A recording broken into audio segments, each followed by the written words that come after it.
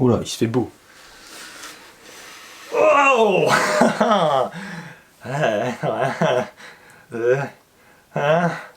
Bonjour. Bonjour, cher étranger, alias jus de melon. Bonjour, Dimitri, alias l'endimanché du ciné. Oui, c'est vrai, j'ai oublié de nous présenter. Oui, moi ça se fait pas de se présenter. Bon, si, ça y est, c'est fait. Mais d'ailleurs, pourquoi faisons-nous une vidéo?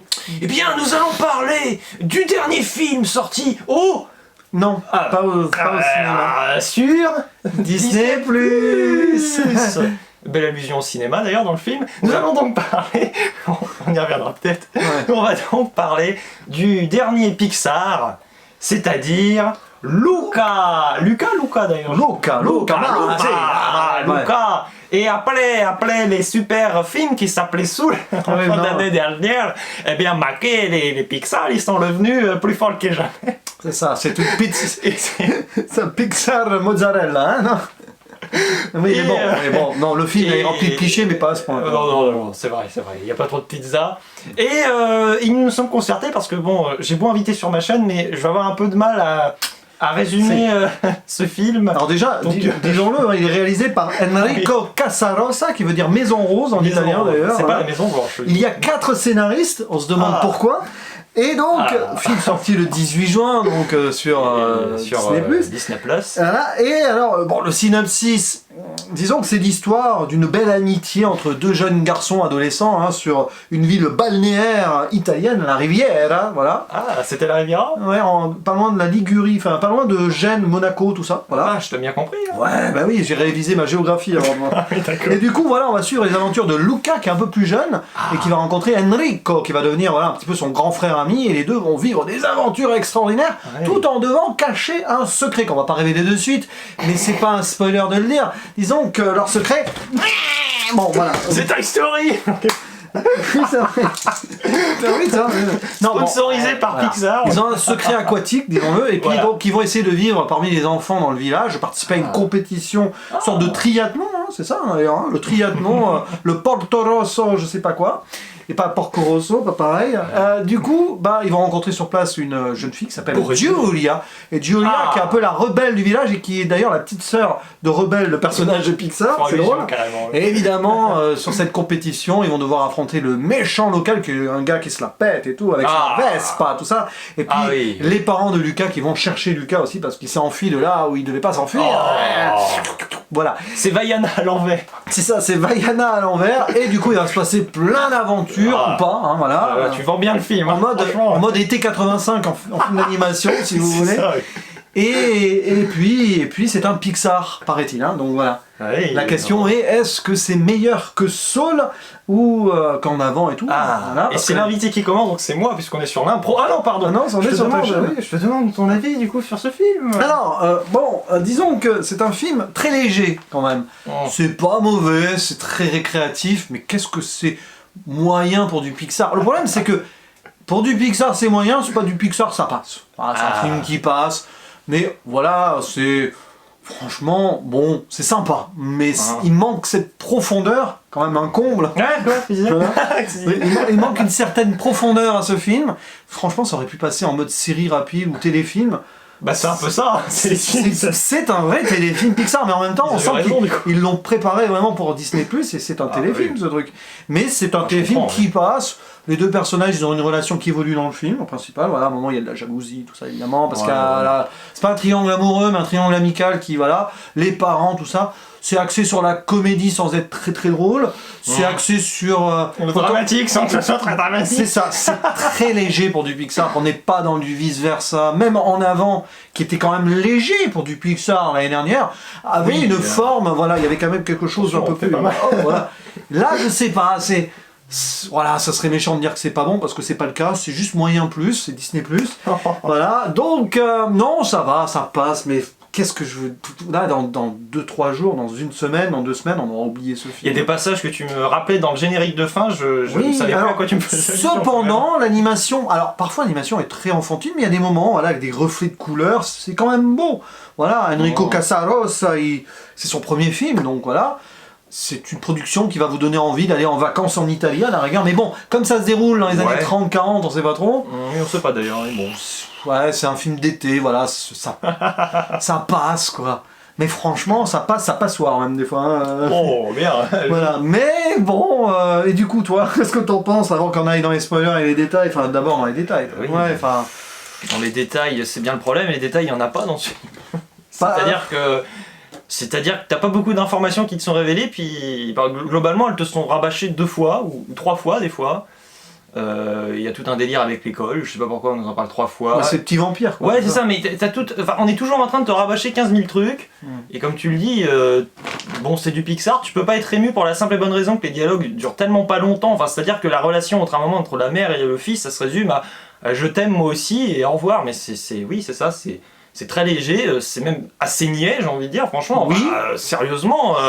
Il y a des moments où il y a quand même la relation entre les deux, où on essaye de. Ouais, mais c'est tellement le spectateur qui fait tout le boulot à se demander qu'est-ce qui va se passer. Puis, enfin, je veux pas être méchant, mais on s'est fait 15 000 scénarios qui sont tellement plus intéressants que celui qui a été montré. On était en train de se demander quel allait être le méchant. Ben bam, voilà, on pouvait pas se planter, ça pouvait être que celui-ci, alors que ça aurait été peut-être plus ingénieux quand même de penser à d'autres. Au moins, moi j'avais 3 candidats en tête. Oui, il y avait le personnage de l'oncle au début, mais l'oncle, voilà. On le voit plus ici.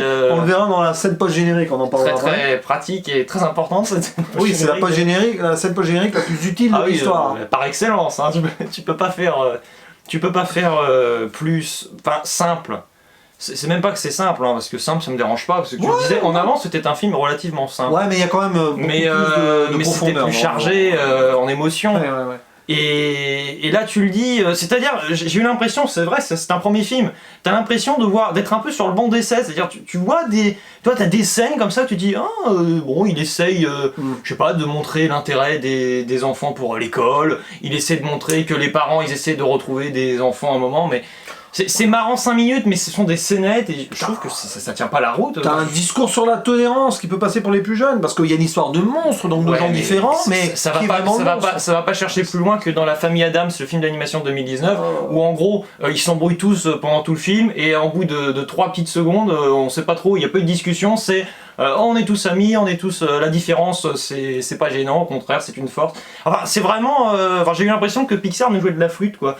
Et non mais même si visuellement c'est pas mal, malgré tout, j'insiste là-dessus, mes questions profondeur de champ, tu me dis c'est téléfilm possible, enfin t'as l'impression de voir une série animée qui n'a quasiment mais pas de budget, je veux pas être méchant, au-delà des règles de l'univers qui vont pas chercher très loin et qui nous ont fait rire, mais qui m'ont quand même posé un peu question. Il y a toute une histoire de transformation.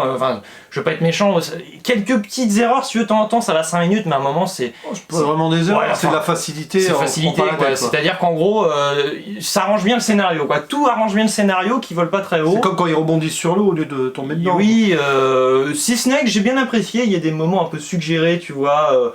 Utopie, ça y est, les grands rêves des enfants. Ah oui, on voit les rêves de Lucas, à un moment, pouf, tu vois. Ça m'a bien plu, mais c'est ça. D'ailleurs, l'animation change, quand il est dans les rêves, ça fait plus enfantin. C'est normal. Hein. Oui, déjà la profondeur des gens n'était pas géniale quand t'es dans la réalité. Alors là, quand t'es dans la fiction du gars, alors là, ça. À un moment, il fait du vélo sur Saturne quand même. Oui. Ou de la Vespa, je sais pas, parce qu'ils veulent, en fait, ils veulent avoir leur objectif. Pourquoi ? Parce qu'ils veulent être libres les deux. Voilà, la libertà, c'est ça la Vespa, la libertà. Mais même ce plan tient pas la route, parce qu'à un moment, ils veulent de l'argent. Ah oui, l'argent. Mais je veux pas être, mais ça colle pas au personnage. C'est ça le problème, c'est-à-dire que tu vois un peu ces fantasmes, ça n'a rien à voir. À un moment, il y a des personnages, ouais, tu le dis. Il y en a qui est jaloux, après c'est l'autre qui s'excuse. Oh là là, je vais me racheter, mais t'as pas à t'excuser. Enfin, c'est un ensemble de situations. Je sais pas si ça essaie d'être drôle tout le temps, pour le coup. Alors ça essaie d'être drôle tout le temps. Il y a des moments drôles, quoi, avec les vieilles dames avec les glaces. Ouais, mais t'as l'impression qu'on passe à côté de l'essentiel, quand même. Et on essaie de t'appuyer sur vraiment des points, des personnages, mais dont on a rien à carrer. À un moment, on révèle pas, mais tu vois, je sais pas. Non, mais c'est problématique, quand même, en un sens. Et tu le dis, bon, en plus c'est du Pixar, là, vraiment. Ouais. Si vous le voyez comme du Pixar, vous allez être déçus. T'as eu Toy Story 4, Toy Story 4, oui, il y a 2 ans. T'as eu Soul entre-temps, et là tu passes à Lucas. C'est un peu la chute libre. Enfin, je veux pas être méchant, mais. Enfin, tu vois, d'ailleurs, tu m'aurais dit que c'était un Pixar. Bon, c'était pas un Pixar. Enfin, tu vois, d'habitude, tu sens une petite patte. Ouais, c'est vrai que. Ouais. Enfin, oui, c'est vrai que. À part sur l'animation de temps en temps, est-ce qu'on voit vraiment que c'est du Pixar? Ouais. Vite fait, on reconnaît à un moment les personnages de en avant, je trouve un peu. Tu l'as dit, il y a Nemo au début. Oui, il y a un ensemble de délire pas mal. Bon, il y a des Nemo, poissons qui font Rebelle. qui sont des moutons. Poisson-mouton, quand même. Mais pourquoi pas, mais enfin, je sais pas, c'est bien. À la rigueur, faites un court-métrage un peu déjanté. Enfin, je sais pas, tu vois, même voilà, moyen-métrage, allez, si vous ça voulez. se veut trop sérieux et pas assez profond à la fois. Ouais, c'est ça, bah, pour moi, c'est ça. Et... La petite sirène aussi, oui, on se croirait dans la petite sirène au début. C'est hommage à Disney. Ah ouais, bah à mort. Il y a même, alors, dans le générique, c'est pas du tout un spoiler, mais on voit deux chats qui mangent comme dans La Belle et le Clochard. Ah oui, bah tiens, anecdotique. On en parle du chat parce que... Ah oui, alors ça t'a marqué le chat. Bon, il y a un chat dans le film qui a une moustache d'humain comme son maître. Donc ça prouve que ce film est pour les enfants. Rien que pour ça, c'est un truc vraiment pour les gosses, quoi. Ouais, bon hier, comme je te l'ai dit, j'ai vu les bouches-trous. C'était bien axé pour les enfants. Malgré tout, ça m'a quand même davantage plu. Non mais parce que là, c'est ce que j'appelle un délire vain. C'est-à-dire que sur le papier, c'est marrant le chat avec la moustache, mais une fois que t'as compris, oui, que c'est à l'image du maître qui a la même moustache, mais... Bah, c'est drôle. Non mais... D'accord, mais tu vas quand même pas chercher beaucoup plus loin, hein. Enfin je veux dire, non c'est ça, c'est en gros, on a une idée, on la balance, et puis qu'importe le léger fil directeur qui tient pas la route, parce que l'argent n'est absolument pas, mais je vous le dis, ça n'a absolument pas une préoccupation pour ces personnages, quand bien même ils sont rêveurs ou tout ce que vous voulez, c'est même pas le problème que ça soit prévisible, parce que tu sais très bien comment ça va se terminer, et encore, on espérait presque que ça se termine pas comme on l'attendait, quoi, mais c'est un peu le problème, c'est que, je sais pas toi, mais... À un moment, j'ai presque envie qu'il arrive malheur à des personnages pour que ça devienne un peu intéressant. C'est terrible d'en arriver à ce point-là, quand même, tu vois. C'est... si vous avez vu les 85, à un moment, je me suis dit, allez un peu dans cette direction, parce qu'à la rigueur, là, ça va un peu s'envoler, ça va être un peu propulsé, je sais pas. Mais au-delà de ça, non, le film est sur un vélo, en danseuse, dans une descente, comme un personnage dans le film, et... Oui, les lois de la gravité, il en parle, vive la gravité, oui. Et les personnages sont suicidaires, c'est-à-dire que t'as l'impression que le film n'en a rien à faire de ces personnages. Allez, je me jette dans le vide, c'est pas grave. Rien à faire de ces personnages parce que il peut rien ne leur arriver. Ouais, c'est un peu ça, oui, parce que le méchant. Oui, bon, enfin, méchant. Là, c'est une méchante, on essaie de brouiller les pistes, non. Le méchant dans le film, bon, qu'est-ce que tu en penses du méchant? On est dans, enfin, c'est même pas un méchant, c'est un gamin qui se la pète, quoi. C'est ça, c'est un ado qui se la pète, qui a son fan club là et... À ce compte-là, au collège, j'en avais des méchants. Non mais là, oui, enfin, non, c'est un film qui volontairement s'assume dans son zéro profondeur. Je pense que c'est vraiment un délire léger d'été. Ils l'ont voulu comme ça. Ouais. Et je comprends finalement, enfin, je comprends. Si, je sais ce que tu vas dire, mais je comprends pourquoi il finit sur Disney+. Je pense qu'il a été pensé comme ça. Voilà. C'est terrible, hein. Et c'est là où je commence à me poser des questions parce que si on commence à penser les Pixar originels comme c'est originaux, hein, pour la plateforme. Pour la plateforme, là, j'ai un peu peur pour Pixar. C'est quand même quelque chose qui fait rêver. Et là, j'ai un peu peur quand même. Bon, après, c'est un peu impardonnable. Hein. Il y a eu Raya, le dernier dragon, en Disney animé il y a pas longtemps. Ouais, mais bon, enfin. J'ai trouvé ça plus réussi, tu vois. Bon, Raya, le dernier dragon, c'est pas mauvais, mais c'est du pur cliché juste pour le marché asiatique. Oui, c'est pareil. Bon, évidemment. Et ça, Raya, il aurait fini sur. Vive l'aspect mercantile des choses. Il aurait fini au cinéma, Raya. Mais là-dessus, ça c'est bien. En un sens, c'est totalement inoffensif, c'est-à-dire que c'est pas du tout commercial, hein, parce que t'as pas les pizzas, c'est vraiment, enfin j'ai pas trouvé, tu vois, c'est en gros, bon, ça vivote, et puis vous restez devant un peu figé comme des tombes. Oui, puis voilà, puis ça te donne envie d'aller en Italie, et forcément après avoir vu le film, tu vas pas avoir envie de manger des pâtes, parce qu'ils font que ça, ils mangent des pâtes tout le temps. Oui, c'est vrai. C'est vrai parce que le père il coupe du poisson, il mange jamais du poisson, il mange des pâtes. Hein. Mais oui, mais c'est bon, c'est vrai que... Non mais c'est vrai, c'est pas grand chose ça, mais tu rassembles tout un ensemble d'éléments comme ça et tu te demandes ce que viennent faire des scènes là-dedans. Bon, il y a la scène du méchant à un moment, enfin je sais pas d'où ça sort, ils ont coupé potentiellement une conversation intéressante entre les personnages principaux, ils t'ont casé une scène dans la rue avec le méchant qui débarque avec ses acolytes évidemment, parce que le méchant ne peut pas s'en sortir sans ses acolytes, hein, c'est les trois mousquetaires, tu sais, ils arrivent, ils cherchent les embrouilles, ils cherchent la bagarre, en gros c'est Godzilla contre Kong, en gros c'est un peu ça. C'est un peu ça. Tu veux la bagarre. Il y a des monstres aussi, mais ça... tu l'auras la bagarre. Et après, oui, le film se parasite tout seul, j'ai l'impression. Parce que ça aurait pu être bien. Et tu le vois dès le début, quand on te présente, alors sans faire de trop de spoilers encore, le monde aquatique et tout, qui est censé faire peur les humains à la base, on s'est présenté comme Bob l'éponge, quoi. Mais c'est Bob l'éponge qui rencontre la petite sirène, hein. Donc mais oui, tu peux pas trop non plus voir les enjeux. Enfin, c'est clairement un film pour enfants qui était destiné à Disney+. Je pense là-dessus. C'est vrai qu'il n'y a pas d'enjeu. Enfin, les enjeux sont présentés, mais légers, les faux enjeux. Et l'enjeu, c'est gagner un concours pour avoir de l'argent pour la Vespa et aller parcourir le monde des Italiens. Ça serait totalement parodique, ça passerait, on n'aurait même pas besoin d'enjeu. Mais là, c'est un peu plan-plan, quoi. Puis on peut mettre des trucs sur l'astronomie et tout, c'est très léger.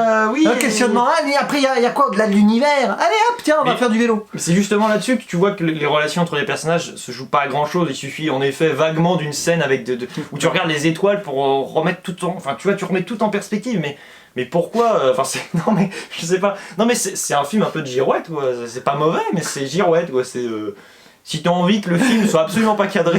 Comme il y a du vélo, que ça se passe en Italie, c'est le Giro. Oui, comme c'est très mouillé, c'est wet en anglais. C'est Giro wet. Voilà. Ça, c'est c'est bien. Voilà, je pense le meilleur gag du film, bah, tu l'as trouvé, c'est très bien. Est-ce qu'on passe aux spoilers? Justement, j'allais te le proposer. Alors, dans les spoilers, ah oui, pardon, spoiler, mais qu'est-ce que tu Ah oui, d'ailleurs, c'est même pas du spoiler, mais le personnage principal, Luca, ressemble un petit peu à notre cher camarade au cinéma, alias Louis Archibald. Voilà. Donc, et il a beaucoup aimé le film, donc je ne sais pas. Je ne sais pas s'il a apprécié le film, mais s'il passe par là, coucou. Voilà. Et donc on va dans spoiler quand même. On va dire Lucas et son pote qui s'appelle comment son Enrico, pote? tu m'as dit non? Non, Enrico c'est le réalisateur. Ernesto, je sais plus. Mais je sais pas. Et son pote Alberto. Alberto, oui, bah oui, Alberto. Alors, Lucas et Alberto, ce sont donc des monstres marins. Oui. Dès qu'ils sortent de l'eau, ils se transforment en humains. Mais des fois ça prend 1 seconde, des fois ça prend 10 secondes, ça dépend de la météo, la pression d'air. L'humidité, c'est pour ça qu'ils regardent les étoiles, ils arrivent à prédire la météo. Bon, ça à la rigueur. Ça c'est pas si gênant que ça. Bon, et puis bah voilà, l'histoire des monstres qui doivent être acceptés et tout ça, mais c'est pas approfondi. C'est du X-Men au rabais. Hein, il y avait moyen quand même d'en faire un truc plus dramatique et profond, et même la fin. À la fin, on peut aller directement à la fin, ils révèlent aux autres que ce sont des monstres, et la population les accepte, mais en 2-2. Et t'as même les grands-mères qu'on a vu 5 minutes manger des glaces, qui sont en réalité des monstres aussi. Ça, je pense que c'est bien joué de la part du film, parce qu'on s'est posé la question, on se pose la question dès le début, il y aurait peut-être d'autres monstres cachés. Oui, et ça c'est bien joué, ça c'est le bon point du film. Et donc forcément, à la fin, on te révèle que c'est des personnages lambda que t'as vu 2-3 fois en comic relief pour te dire, vous l'avez cherché, vous auriez jamais trouvé. Hein. Donc en gros, le film est pas terrible, il se fiche de nous en plus. Parce qu'on a quand même passé du temps à chercher qui pourrait être un monstre, le chat avec la moustache. Mais après on va tomber dans l'eau, c'est cuit. Bon, le méchant s'est dit pourquoi pas... pourquoi pas l'oncle, mais l'oncle c'est un comic relief. Mais l'oncle qui vit dans les profondeurs, on le voit 10 secondes, on se dit il va être méchant. C'est quand même un enjeu important du film. Le gamin est censé avoir peur. Mais là, comment veux-tu être captivé par le parcours du gamin? Parce que, excuse-moi, mais... On va recontextualiser. Oui. Bon. Le gamin, donc, comme il va à la surface, les parents veulent le punir, disent non, tu vas vivre chez ton oncle en profondeur. Comme tu disais, c'est Nemo. Tu vas vivre dans les profondeurs avec ton oncle qui a l'air un peu, Hop, il a dit, et puis il s'en va, puis l'oncle, on le voit plus. Oui, il est présenté comme un Daniel Craig dans Un couteau tiré. Oh, j'étais caché derrière vous avec mon cigare. Oui, c'est ça. Et après, tu crois qu'il va mener... Tu crois que c'était la grand-mère en plus. Oui. Tu crois qu'il va mener une grande enquête, mais rien du tout. Genre, j'ai mangé baleine et tout. Non mais c'est un peu dommage, c'est quand même un peu la raison pour laquelle le gamin fugue. Mais tout ceci pour nous le remettre dans la scène post-générique qui ne sert strictement à rien, où il parle tout seul à un poisson, peut-être pour nous teaser un Lucas 2. Ouais, mais le film est un peu tombé à l'eau, donc ça va être très compliqué. Et il manque de profondeur, c'est quand même drôle. Mais non, mais sur le côté monstre, ça manque de profondeur, clairement. Par contre, sur le côté amitié, oui, là, le film fonctionne. C'est là où on voit que c'est un film pour enfants. Voilà. C'est mignon. Et c'est embêtant, entre guillemets, parce que normalement, Pixar nous fait des films pour enfants à visée adulte. Double lecture, c'est la force de Pixar à la base. Là, il n'y a pas de double lecture. Maintenant, si tu prends ça comme si vous prenez ça comme c'est très premier degré, hein, c'est vrai, non mais t'as raison. Si vous prenez ça comme un film récréatif, estival et tout, ouais, ça marche. Oui, mais c'est du Pixar, donc nous, moi j'attendais rien de ce film, sérieusement, et malgré tout je suis déçu, bon, c'est comme ça, c'est un peu triste, mais... c'est un peu triste, mais voilà. Et puis à la fin, il gagne quand même. Oui, mais même là... Oui, d'ailleurs, la fin, la course de vélo et tout, c'est la course de module dans Star Wars. Il y a pas de règle. Oui, alors il n'y a pas d'arbre, tu donnes d'un coup dans le vélo, le gars tombe, mais c'est pas grave, t'as gagné, tu finis pas tes pâtes. Ah oui, parce qu'il doit manger un plat de pâtes et terminer les pâtes. Il en reste avant de passer à l'épreuve suivante, mais même pas... Il n'y a pas de juge. C'est un film en roue libre. C'est un film en roue libre. En danseuse, parfois. En danseuse, oui. Et voilà, et après il y a un petit coup de fringale à la fin. Ah ouais, là c'est téléphoné. Il n'y a pas de téléphone dans le film, c'est bien. Non, ça se passe dans les années 30. On est déconnecté. Mais même à un moment, on est déçu parce qu'il y avait une voix de dame qui chante de l'opéra, on pensait que ça serait la grand-mère. Mais oui, on s'est dit, allez, la grand-mère. Mais ça aurait ressemblé quand même beaucoup à Coco. Hein. Ah oui, un petit peu, hein. Mais à la rigueur, copier ce que Pixar a déjà fait, c'est pas grave. On est prêt à tout accepter à ce compte-là. Parce qu'ils ont Dès la Clouse, ah oui, bah non. Ils ont mis Rebelle et tout, bon. Nemo, Rebelle, Sean le mouton. Sean le mouton. Ah oui, mais là, c'est Hardman. C'est Hardman, c'est vrai qu'avec ils vont être rachetés, tu vas voir. Tu vas voir, Sean 3, il va pas être sur Netflix, il va être sur Disney+. Non, mais bon, c'est un film pour enfants, voilà, clairement. C'est un film pour enfants, et je te propose que nous fermions la bulle spoiler, hein, la bulle, parce qu'il y avait une bulle. Je referme la zone spoiler. On est en train de casser la baraque, merci, ça fait toujours plaisir. Et eh bien, mon très cher camarade, je vais te demander, cher camarade de souffrance pendant le visionnage, je vais te demander ton avis global sur ce film et peut-être une petite nonote. Je suis embêté parce que si ça n'avait pas été un Pixar, j'aurais mis un petit 6, quoi, un petit Suisse. Non, c'est des Italiens. C'est des Italiens, mais c'est pas loin de la... Non, bref. C'est pas loin là. Mais là, c'est quand même un Pixar. On était en droit de s'attendre à légèrement à plus, et je me demande si c'est pas l'un des Pixar... Ah, c'est pas le plus mauvais, mais l'un des plus osef, on va dire, vous voyez. Osef, c'est un film genre, c'est même pas... Un peu comme les deux premiers tiers de Monster Academy, avant que ça décolle vraiment, je dirais. Ouais. Mais après ça décolle, tu vois, mais là ça décolle pas. C'est pas pire que Cars 2, voilà, parce que Cars 2 ratait vraiment les choses. Mais bon, je trouve que c'est un film, mais 20... Enfin, pour nous... Oui, je sais allez, pas, vous montrez ça à des 8-10 ans, oui, ça passe. Ça passe encore, mais vaut mieux même en dessous. Enfin, je veux dire, catégorie d'âge en dessous de 8 ans, c'est bien, je pense. Donc, que je mette une note, c'est difficile à noter à ce genre de truc. C'est pas mauvais, c'est OSEF, donc c'est OSEF sur 10. Et OSEF sur 10, je vais le traduire en 5 sur 10. Voilà. Ah je peux pas mettre moins, clairement pas. Hein. Non. J'aurais pu mettre 6. Si ça avait pas été un Pixar, par exemple, 5 sur 10, mais j'aime un peu sur Captain Watch, tu vois. C'est la limite, là, ceux qui connaissent Captain Watch, parce que des fois on hésite entre j'aime pas et j'aime un peu à 5 sur 10. Oui, je comprends. Voilà, je vais pas être méchant avec ce film, c'est un 5 sur 10 qui est pas sévère, c'est juste que... Non, c'est... Mais parce qu'il y avait tellement de thématiques qui pouvaient être développées et aller vraiment dans du tragique et du questionnement profond que alors moi je serais dans un délire absolu comique, vraiment. Mais même comique, c'est pas extraordinaire non plus. Ah non, parce qu'il force pas vraiment la dose. Il n'y a rien qui est forcé, du coup bah c'est plat. C'est l'eau calme ce film. Et du coup ça fait pas de vague. Voilà, c'est ça. Ça fait pas de vague. Ouais. Non, mais je suis d'accord avec toi. Non mais je vais pas le descendre, tu vois, je vais lui mettre un 5 sur 10 aussi. Mais on a tous gagné, c'est bien. Mais on est souvent d'accord en ce moment, mais sérieusement, on n'en cherche presque nos mots parce que c'est presque un vide ce film. C'est-à-dire que t'as l'impression que, encore un petit jeu de mots, tout est tellement un peu à la surface, tu vois, enfin tout en surface. Non, tu vois ce que je veux dire, c'est pour ça qu'ils rebondissent des fois. Voilà, ça rebondit parce que non, mais c'est un peu vide, mais c'est pas non plus mauvais. Mais clairement je le reverrai jamais.